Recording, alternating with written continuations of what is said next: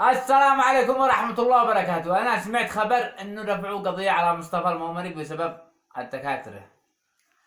الدكاترة في اليمن أكبر فاشلين في الحياة. أقسم بالله إنه أفشل طب في العالم كله. أفشل طب. هذا حنجم يرفع على قضية. أنا موضوعي، أنا أول واحد أبي متضرر في عملية خطأ. أبي فعندنا له شلنا مستشفى الجمهوري قد كان بينها القرحة وبينها المعدة. دخلنا مستشفى الجمهوري، ضربوا الهبرة، قالوا يلا خلاص روحنا، قرحت عليها الدودة الزايدة. سوينا مستشفى الكويت، قالوا هذا قدو ميت، روحوا قبلوا قدو ميت.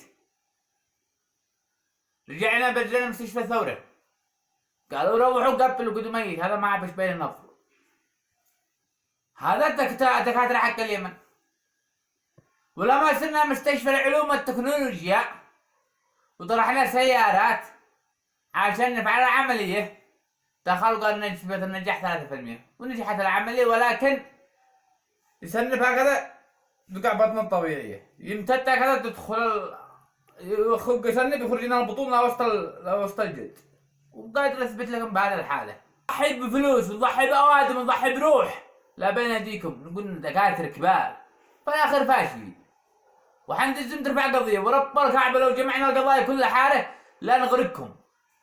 أنا أول واحد أبي 4 مستشفيات أشيلهم يقول لي روحوا قبله ميت. لما دخلت مستشفى العلوم والتكنولوجيا وتعالج، وهم الذي ضربوا الإبرة لما قرحت الدودة الزايدة. وما أقدر أثبت لكم الحالة وذكبية، أقول ما أثبت لكم أصور لكم أبي مع الفحوصات مع كل شيء. وكل ما تدخل مستشفى تفعل فحوصات من الألف للياء، ويرجع يقول لك يا أخي والله ميت، ونصير مستشفى ثاني افعال فحوصات. لما يكملوا الجاي بيقول لك خلاص روحوا ما نقدر لهذا الحالة، وهم ضربوا الإبرة في مستشفى الجمهوري. يعني لو أوضح لكم لا أذكر لكم بحاجة فوق ما تصوروا.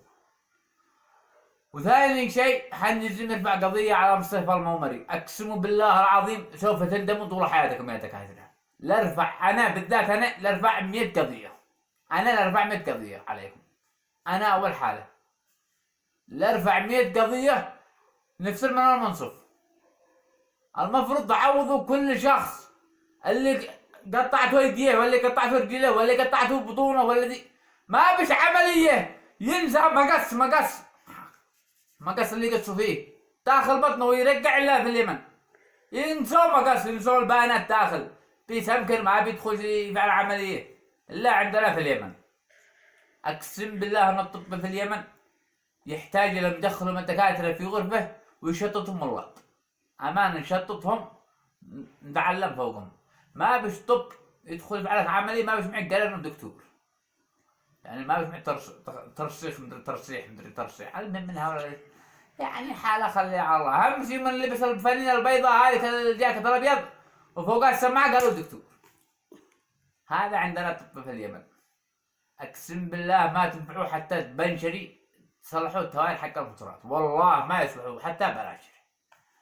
أنا من ناحيتي أنا لو يقولوا يا هشام معك الآن يعني طلب من الأمن ولا من المحكمة ولا لا، أشتري ب100 ملف نفس المناديع ياخذ فيها.